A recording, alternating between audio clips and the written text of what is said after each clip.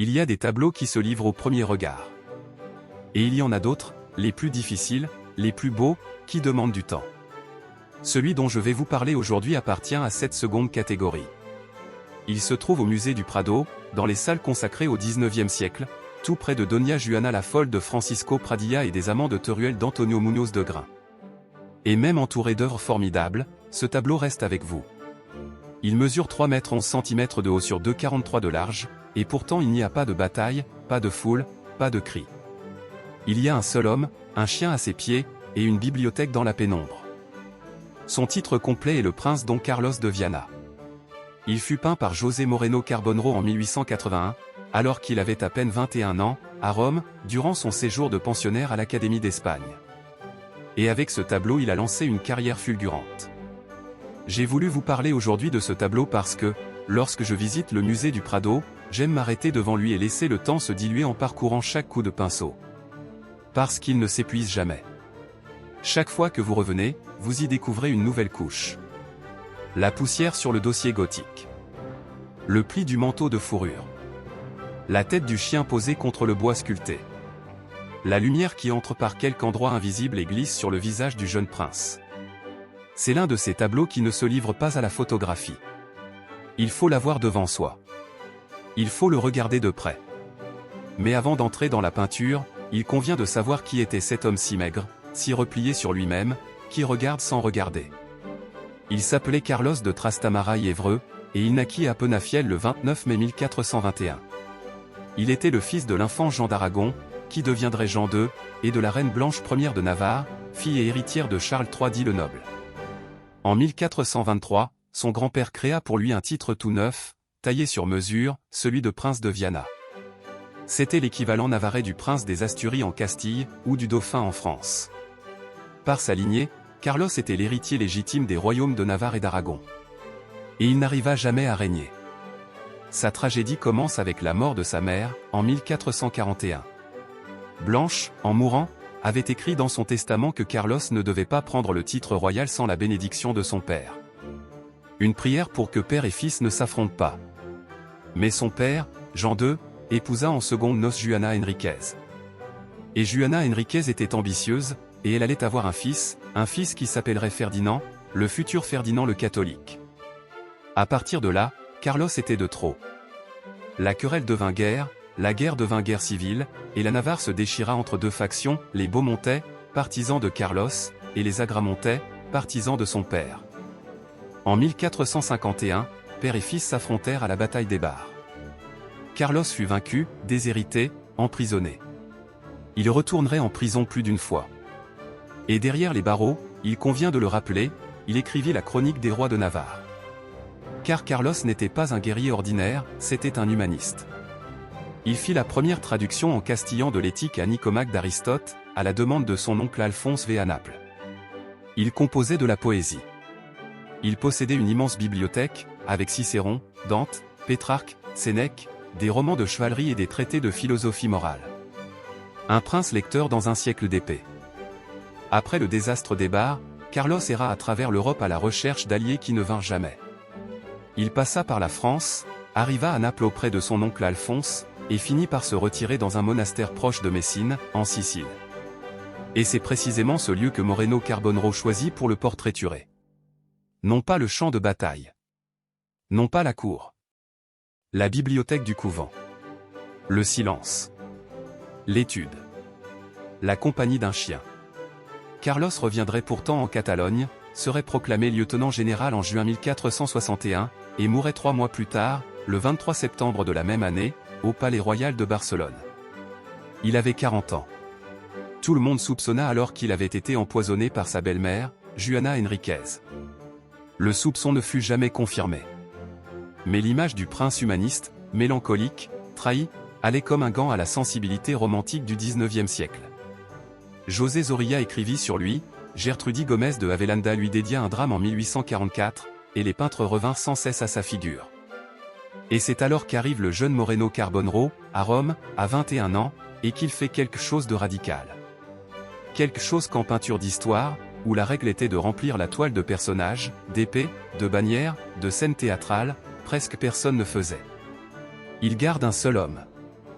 Une seule figure. Et il déverse tout le poids du tableau sur l'âme de cet homme et sur les choses qui l'entourent. Entrons dans le tableau. Don Carlos est allongé dans une chaise gothique somptueuse, finement sculptée, aux crêtes acérées et aux reliefs ouvragés. Cette chaise, vue de près, semble évoquer le trône qu'on lui a arraché.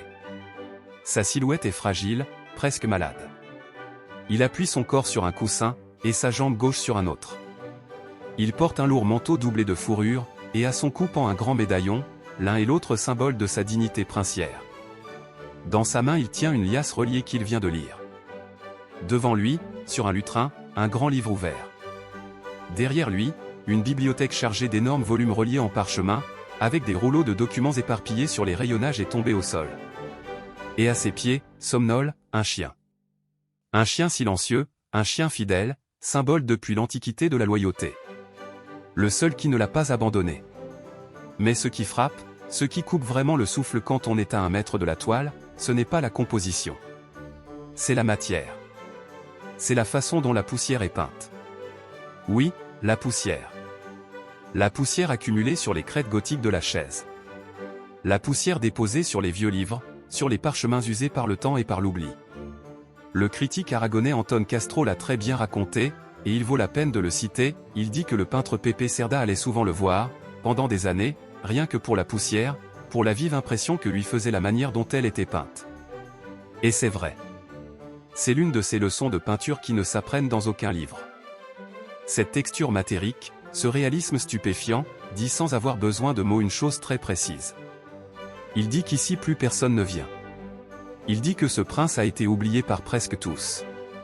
Il dit que les livres et les parchemins et la chaise et le prince lui-même partagent un même destin sombre. Une même lassitude. La palette est austère, presque sobre. José Luis Diez, le grand spécialiste du XIXe siècle au Prado, l'a parfaitement décrite. Il a parlé d'une tonalité froide, dominée par des gris, par des bruns éteints, par la pâleur du visage du prince. Et il a dit qu'au milieu de toute cette austérité chromatique il n'y avait qu'une seule touche de couleur, une seule, la richesse du velours pourpre du coussin, ce rouge grenadant et magnifique qui rompt la mélancolie grise de l'ensemble et, en même temps, la souligne. Certains historiens écrivirent alors que le jeune Moreno Carbonero avait peint la bibliothèque d'un alchimiste, pas celle d'un prince. Et peut-être le disait-il comme une critique. Mais cette étrangeté, cette atmosphère presque métaphysique, presque mystique, est précisément ce qui rend ce tableau inoubliable. Le visage est un monde à part. Don Carlos ne regarde pas le spectateur. Il ne regarde pas le livre. Il ne regarde pas le chien. Son regard est perdu, abattu, c'est le geste d'un amer désenchantement. Certains ont écrit qu'il semble sur le point de perdre la raison. D'autres l'ont comparé au sigismond de la vie est un songe de Calderon. La technique du visage est minutieuse, presque celle d'un portraitiste, avec la juste pâleur, la juste ombre dans le creux de l'œil, la fragilité de celui qui a passé des mois, des années, enfermé entre les pierres et les manuscrits. Et les mains, ces mains longues, fines, mains d'intellectuel, de copiste, de lecteur, tenant la liasse comme on tient sa propre vie usée. Moreno Carbonero présenta ce tableau à l'Exposition nationale des beaux-arts de 1881, et remporta la première médaille. Le musée du Prado l'acquit la même année pour 5000 pesetas. Il existe en outre une première version plus petite, de 129 cm sur 97, également peinte à Rome en 1881, propriété de la famille San Juan, les industriels des biscuits Marbus, qui l'ont prêté à plusieurs reprises pour des expositions temporaires à la mairie de Viana. Mais la version définitive, la grande, celle du Prado, est en réalité restée loin de Madrid pendant presque tout le XXe siècle. Entre 1919 et 1992, elle demeura en dépôt au musée de Saragosse. Et là, dans ces salles, elle forma la sensibilité picturale de plusieurs générations d'artistes aragonais, jusqu'à son retour définitif au Prado. Et maintenant, une fois le tableau vu, il convient de savoir qui est cet homme qui peint ainsi à 21 ans. José Moreno Carbonero naquit à Malaga le 24 mars 1860. Enfant prodige, il entra à seulement 8 ans, en 1868, à l'école des beaux-arts de Malaga, où il fut le disciple préféré du catalan Bernardo Ferrandiz. À 10 ans, il avait déjà remporté une médaille d'or dans une exposition locale. À 15 ans, en 1875, la députation de Malaga lui accorda une bourse pour partir à Paris. Et à Paris, il passa 5 années décisives. Il travailla dans l'atelier de Jean-Léon Gérôme, le grand peintre académique français, et fréquenta aussi Raimundo de Madrazo. Et, par l'intermédiaire du marchand Goupil, il commença à produire de petites œuvres de genre qui lui ouvrirent le marché. En 1880, il obtient une bourse de mérite de l'Académie royale de San Fernando qui l'emmène à Rome, où il fait partie de la 3e promotion de pensionnaires à l'Académie d'Espagne. C'est là, à Rome, qu'il peint le Prince de Viana. Et là aussi qu'il peint, en 1884, la conversion du duc de Gandia, une autre première médaille. À partir de là, les grandes commandes affluent. Le Sermon sur la montagne, en 1885, pour la basilique San Francisco el Grande de Madrid. L'entrée de Roger de Flore à Constantinople, en 1888, pour le palais du Sénat. Portrait de la famille royale, de l'aristocratie, de la haute bourgeoisie madrilène. En 1894, à seulement 34 ans, il est élu au siège numéro 22 de l'Académie royale des beaux-arts de San Fernando, succédant rien moins qu'à Federico de Madrazo. Il prend possession du siège le 27 novembre 1898. En 1900, il obtient la chaire de dessin d'après nature à l'École supérieure des beaux-arts de Madrid. Et par ses classes, écoutez-moi bien, par ses classes vont passer Salvador Dali, Juan Gris, Valentin de Zubior, et bien d'autres. Le maître académique qui enseigne à ceux qui vont rompre avec l'Académie. Il reçoit la Grand Croix de l'Ordre civil d'Alphonse XII en 1903, la Grand Croix d'Isabelle la catholique, d'innombrables honneurs. Et il meurt à Madrid le 15 avril 1942, à l'âge de 82 ans. Il est enterré au cimetière de San Miguel, dans sa Malaga natale. Il fut le dernier grand peintre d'histoire de l'Espagne.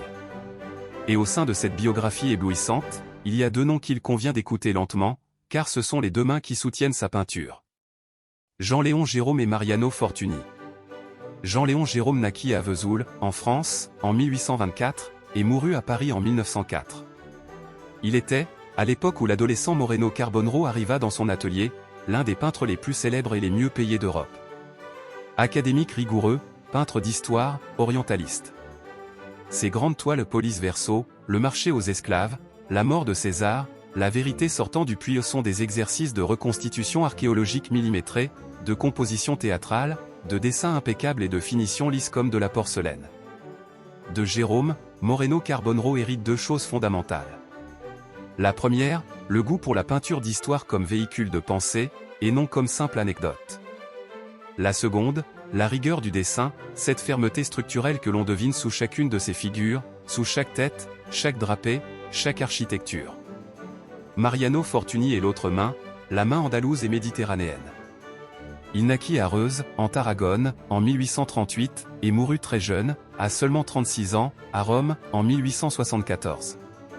En cette vie si brève, il transforma la peinture espagnole. Sa Vicaria, son odalisque, ses scènes marocaines sont des exercices de virtuosité matérielle, de lumière vibrante, de détails éblouissants sur les étoffes, les sols, les objets. C'est le préciosisme porté à une hauteur technique qu'aucun Espagnol n'atteignait. Moreno Carbonero rencontra Fortuny à Séville, et avec son maître Ferrandis fit le voyage initiatique au Maroc. De Fortuny il apprit le coup de pinceau net et juteux, l'orientalisme, la capacité de peindre la lumière sur le motif, et surtout cette obsession amoureuse pour la matière même des choses. Pour la qualité d'un parchemin. Pour la douceur d'une fourrure. Pour le poids d'un velours. Pour la trace de la poussière sur le bois. Si vous regardez le Prince de Viana avec cette clé, vous le verrez d'un autre œil. Jérôme est dans la rigueur structurelle, dans la véracité historique, dans la reconstitution de la bibliothèque médiévale, dans la dignité du personnage, dans la composition monumentale. Fortuny est dans le manteau de fourrure, dans le grenat du coussin, dans les parchemins ouverts, dans chaque relief gothique poussiéreux de la chaise, dans le pelage du chien. Jérôme lui a donné l'architecture. Fortuny lui a donné la peau. Et Moreno Carbonero, sur ces 2 échafaudages, a fait quelque chose que ni Jérôme ni Fortuny n'avaient fait, oser une peinture d'histoire avec un seul personnage, et faire basculer toute la force dramatique vers l'intérieur, vers l'âme, vers la psychologie. Un tableau qui est à la fois monument académique et méditation intime. Lorsque vous sortirez du Prado, si vous en avez l'occasion, revenez dans cette salle. Restez un moment devant. Approchez-vous de la chaise, regardez de près comment la poussière a été peinte, poil par poil. Reculez de nouveau de 3 pas, et regardez l'ensemble. Cet homme fragile enveloppé de fourrure, ce chien endormi, ces livres oubliés. Et penser que derrière chacun de ces détails il y a un jeune Malaguegne de 21 ans, à Rome, avec la leçon de Jérôme dans une main et la leçon de Fortuny dans l'autre, essayant et réussissant à peindre non pas l'histoire, mais le silence de l'histoire. La part de l'histoire qui ne se voit pas, mais qui se sent. C'est cela, exactement cela, qui continue à nous émouvoir aujourd'hui, 145 ans plus tard, devant le prince Don Carlos de Viana.